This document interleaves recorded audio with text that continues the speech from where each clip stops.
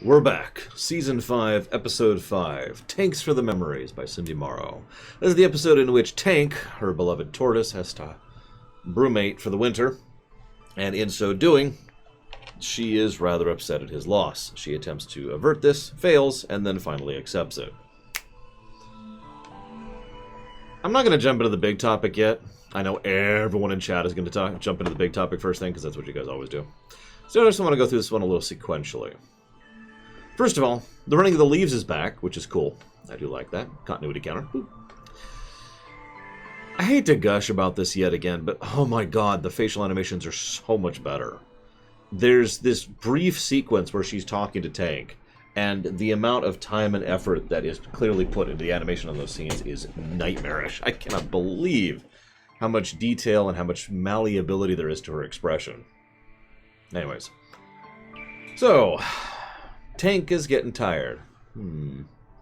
I do like how they bothered to go out of their way to show that Tank is legitimately excited about the idea of spending winter with her. It's just, you know, he's a tortoise, so... This is also when I mentioned the brumation thing. I was looking up... I usually look up random things in order to try and figure out more information about episodes. Even for a show like this. I know, nobody would ever actually possibly try to analyze My Little Pony, right? I mean, that'd be like trying to analyze an episode of Star Trek. Anyways, point being, it turns out tortoises do undergo brumation. It's a variant on hibernation, and it's for more cold-blooded creatures like him. So, they mixed up the word, but otherwise, that's pretty much exactly right. Go figure. So, let's talk about the 5 stages of grief. The 5 stages of grief is referred to as a thing by a place with the stuff, right? Hang on. I forgot the name already. I was just looking this up. The Kubler-Ross model. That's what it's called. The Kubler-Ross model. Now, you're probably wondering, what the heck is that? Well, if you're referring to the 5 stages of grief, that's actually what you're referring to. It was something that was posited back in the 60s by a Swiss woman, or I think it was a woman, who, you know, was like, this is how grief is functioning. A bunch of people latched onto that because it was a good... how do I phrase this? A good standardized way of showing grief when it comes to fiction. Now, in real life, it doesn't actually work that way. The 5 stages of grief are more a narrative thing than they are a real-life thing. Oh, sure, there are some real-life people who will go through the 5 stages, but that's just the people, right? There's also the 7 stages of grief, there's the mixed-up order of grief, there's the 13 stages of grief, and you get the idea. Everyone's different, yada yada yada. But from fiction's perspective, fiction likes to use the 5 stages because, again, it's a good template, as Raskor mentions, and it also is something that pretty much everyone recognizes as signs of grief. So the first thing we start off with is, of course, denial. Your book is wrong! Obviously, that's a joke. Someone put that picture of a tortoise in the book as a joke, or your book is just inaccurate. I'm going to go see a real expert. Thank you very much. She then goes to Spike. So, you know... You know this stuff, right? No, I'm a dragon. So that's like a tortoise, right? No. Same family, right? No. I'll take that as a yes. Oh my god. Naturally, what do you know? You're just a dragon. Quick aside. I love the background elements of Spike's room. We only see it for a couple of seconds total across several little snippets, but if you glance into the background, you'll notice there's like a little crystalline toy, there's a bucket of crystal snacks, there's like a crystalline mobile up on the side, just little stuff like that. There's actually some really cool stuff there. And yeah, he actually has his own room, and he's actually decorated it. I'm just pointing out once again the animation bump in Season 5, because there's just a lot of really cool stuff, usually in the background or with animations. Later on, there's some really good background stuff in this episode, but I'm getting ahead of myself. This then leads to anger. This is the most easily recognizable and obvious one. Because, you know, don't say that word. What are you looking at? Pinkie and Pie are just having a conversation. Do I look like I'm angry? And I can't physically do the face she does, but you get the point. Yeah, well, Spike tends to be the straight man when it comes to these things, Savicom, which is apropos. Yeah, very good meme face. Anyways, yeah, we find out that Cloudsdale is mobile, which not only makes perfect sense, but is awesome. From what I understand, and again, this is mostly a lack of information here. But from what I understand, it sounds like they actually, at certain point, they do a cycle. You know, they just kind of cycle around and rotate the seasons as they go, which is just really cool. Anywho, this leads us to bargaining. First, she tries to bargain directly with Tank, and think of all the cool stuff we'll do. And in fact, they're also going to, no, Mr. Red, we're done. It should already be live on YouTube by now. And that's because it is. Mr. Red doesn't watch my YouTube, confirm. But yeah, I can fix this. First she tries to bargain with Tank. Obviously that doesn't go anywhere, because he already wants what she wants. So there's no bargaining to be done there. The second thing is she tries to bargain with reality. All she has to do is stop winter from happening. Quick, tiny side note of continuity. You'll notice she actually mentions drinking hot apple cider during the winter. If you remember all the way back in the first cider episode, they mentioned how important cider sales are to the Apple family. Why? Because that's what they use to get them through winter. That's such a tiny tidbit, but I love tiny tidbits of continuity. So I'm honestly going to add another continuity counter for that little thing that they just slide under the window there. It's worth noting, the woman who wrote this episode, Cindy Morrow, she was mostly a Season 1, Season 2 writer. In fact, looking at her things, she wrote 2 episodes of Season 3 and 0 from Season 4. So this is her first episode for a while. Anyways. So she decides to go ahead, bargain with... See, I don't bargain with reality. I stubbornly brute force reality to accept my reality. And you're probably thinking, well, that's dumb. It's worth noting I've never failed at it, though. Oh, okay, so I'm permanently crippled and undergoing severe pain and have massive medical debt. Fine, I'm just going to do YouTube stuff and make that work for my career. To name one example.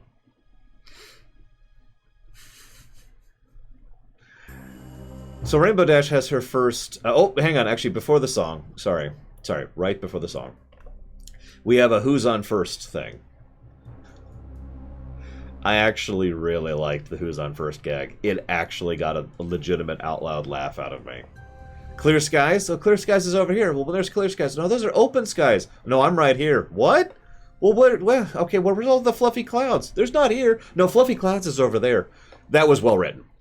And this is the point at which I want to mention why this episode is at the very least above average for me. The dialogue. For whatever, like, I look at Cindy Morrow's episodes, and there's some, it's a lot of average episodes there, but she wrote Hurricane Fluttershy, Read It and Weep, and Sister Hooves Social, and all 3 of those episodes have something very strongly in common. Dialogue. She's really good at writing snappy and quick dialogue, and I really enjoyed most of it, so... Anyways, moving on. Then the song starts. Okay, now we got this. Apparently this is, I looked this up, this is Rainbow Dash's first solo song ever.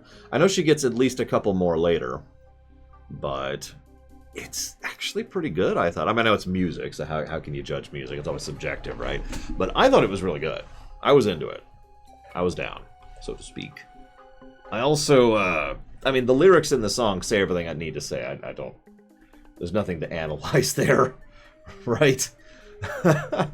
But again, it gets across the point very well. The animation's excellent. And it constantly shows how she is sabotaging people who aren't aware she's even there. And thus, by sheer virtue of it, that shows the futility of what she's doing. And normally I don't like futility in fiction because I get enough futility in real life. But I think this futility works very, very well because it helps keep the overall theme and point of the episode going strong, which I haven't commented on yet, and I want to save until later. But my point is, you can't stop this, is the overwhelming point of the thing. People who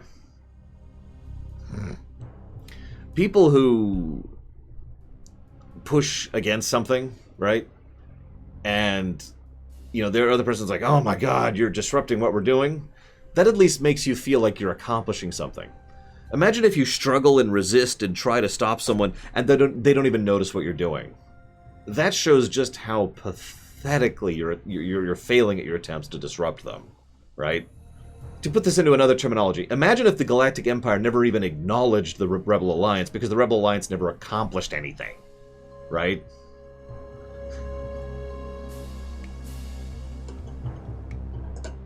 So the song is very well animated and written to showcase how this is going, what she's going through, and how she's failing miserably at it. Good song. So then she decides, okay. Also, I have to gush one last time about the animation. I swear it's the last time this episode. The snow is gorgeous in this episode. It's clearly at least 3 layers, possibly more than that. And they do a really good job of making it look like just really pretty, gorgeous snow. I just wanted to comment on that. Anyways. So, she decides to infiltrate. Shenanigans then ensue. Now, the first thing I wanted to mention here is, why is she infiltrating with Tank? That's very stupid. And completely in character. Unfortunately, this makes perfect sense for Rambo. Research and planning are not exactly her strong suits, in general. I mean, after all, it is kind of worth noting that she didn't even know about the brumation thing when it comes to her tortoise, so, you know. There's the fact that her whole problem here is the feeling of loss or abandonment. We'll talk about that later. So naturally, she's not willing to part with her pet for even a second, because that would be going against the very idea that she herself is championing. And the final mundane reason, which everyone in chat already said, got there before me, is the last thing I was going to comment on, is the fact that she's worried that if she does in fact let him go for a bit, he will just go and brumate, and that will be the end of that.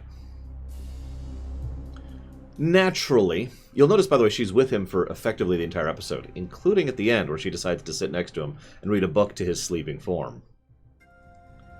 Naturally, this leads to shenanigans. But before we talk about the shenanigans, I love the idea that they have barrels of snow, rooms full of wind, and jars full of lightning. And of course, they can mix and match things to make stuff happen, which also makes perfect sense and lines up excellently with the whole mastery of environment thing I've talked about many, many times when it comes to fiction, but also MLP in specific. I mean, yeah, it is literally a weather factory. They construct weather there, and that's just kind of awesome. I love the way they show the mastery of environment in this show. I really do. Anyway, shenanigans. So naturally what happens is almost alchemical as they bumble their way through each of these places, accidentally combine them, and what do you get when you combine wind, lightning, and snow? Oh, and clouds.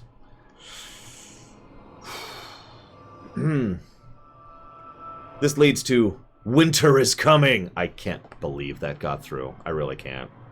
I'm actually surprised by that one. Apparently it is an actual Game of Thrones reference. As an aside, even though the idea itself doesn't make much sense in most contexts, I do love the idea of a winter bomb. And there's the bomb. It's winter now. This leads to depression.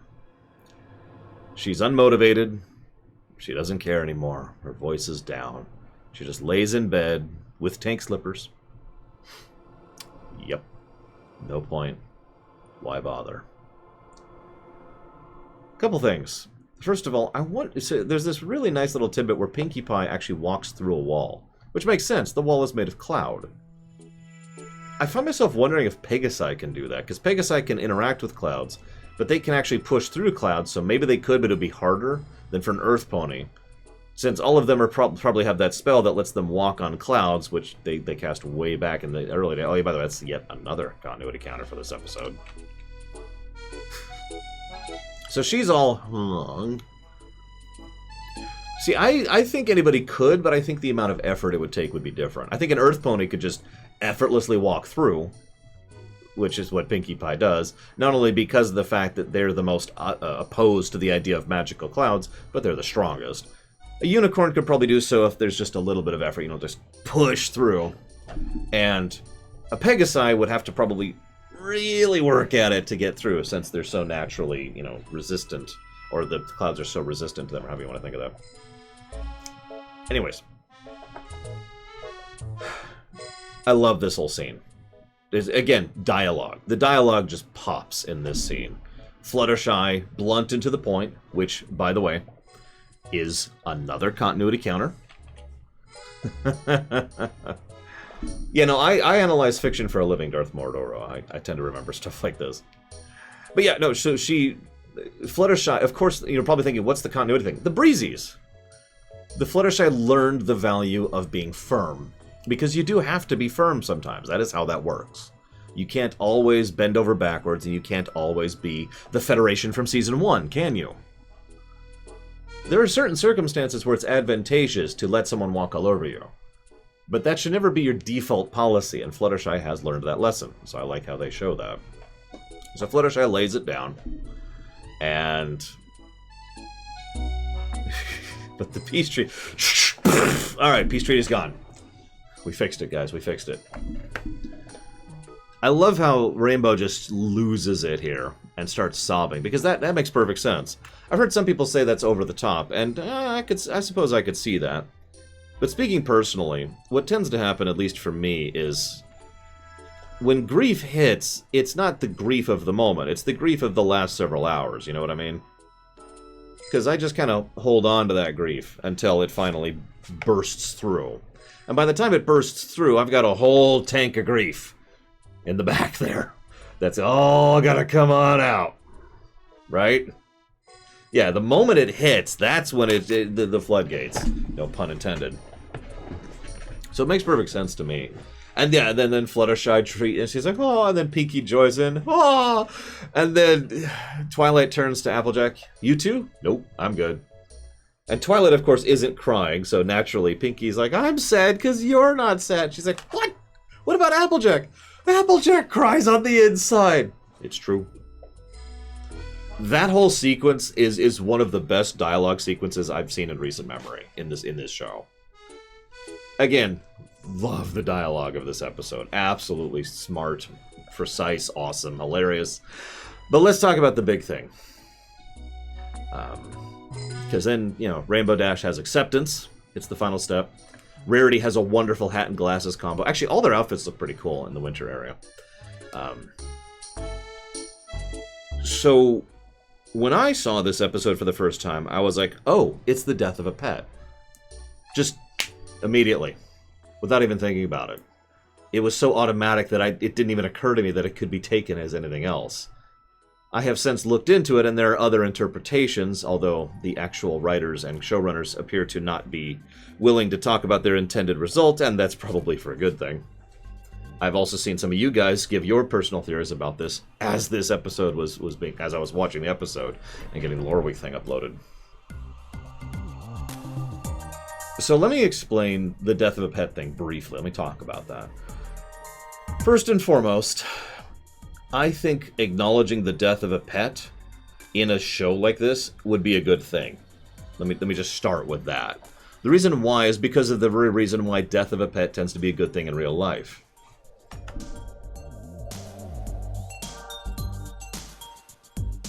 I'm just waiting for you to quote me out of context on that one. It's okay. I'm giving you a second. I will, of course, explain myself.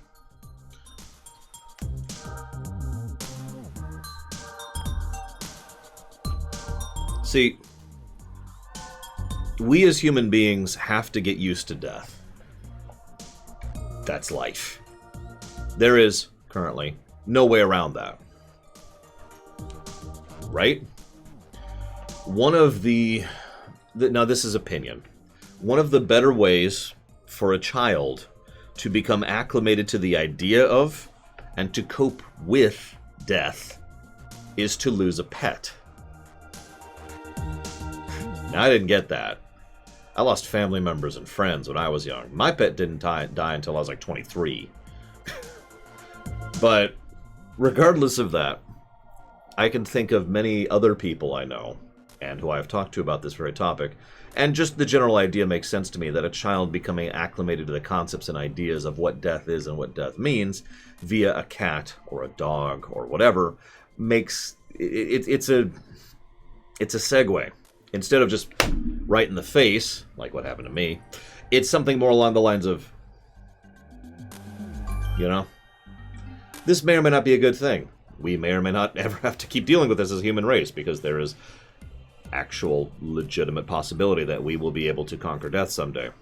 So, but for the moment, as of this exact point in time, Death is just a part of life, and we do have to deal with that. Now, yeah. So that's the first point. The second point is they can't have Tank die on the show, right? I mean, they'd never let them get away with that. I almost think it's a bit of a shame, as weird and horrible as that sounds. Because Tank dying would have, you know, would solidify this, first of all. But second of all, it would have plenty of impact. Wouldn't it? You know, Tank is dying, and this whole episode being about her trying to prevent his death and failing at it. The pieces line up so smoothly, I don't even know what else to say about that. Yeah, this would be a devastating blow to Rainbow. I mean, yeah, they killed Sombra, but whoop-de-doo. They're not going to be able to kill off one of the main character's beloved pets.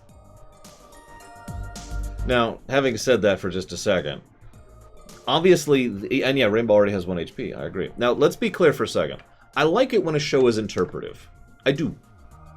I do. I like that we can take different ideas and different concepts of this. I've given you mine, and I've read your thoughts and theories, and I don't agree with any of them. But I do actually like how we have differing theories here, how each of these is actually separate from each other. This is one of the things I like most about Star Trek, is when we're not screeching and ranting at each other because of whether or not you like Discovery. The fact is, we can take elements from Star Trek and think of them in different ways and come up with completely different results, and that's awesome. So I do like that they bothered to be interpretive here rather than just laying it down, which admittedly is probably what I would have done if I was doing this. I'm not good at interpretive. Making interpretive. Having said all that, let's assume for a moment that it's not about death, because he's fine. He's perfectly healthy. Except, she will never get winter with him. Ever. This will happen every year, like clockwork.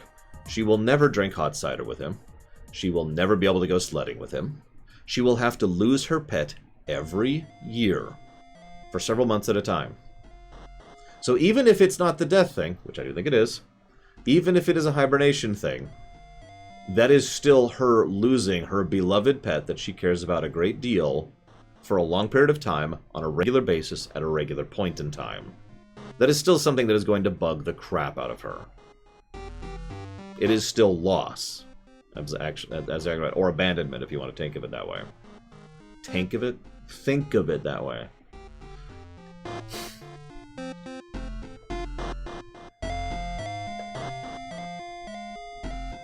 Well, the factory sabotage wasn't... I don't think the factory sabotage was overreacting, as weird as that may sound. Because the sabotage that she was doing was perfectly legit and fine. She was just draining the water. What happened was shenanigans. Wackiness. That wasn't intended or planned.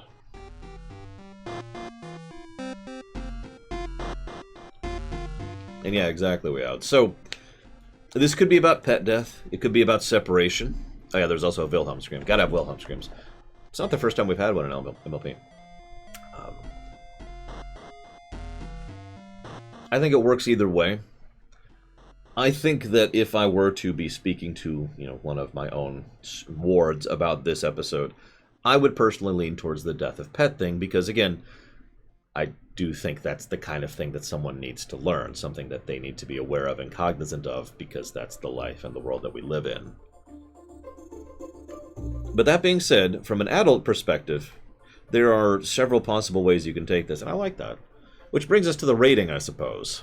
How would you rate this one? Like I said, this is at least above average, because the dialogue is phenomenal in this episode. I don't think this is a purple. It doesn't quite hit that mark.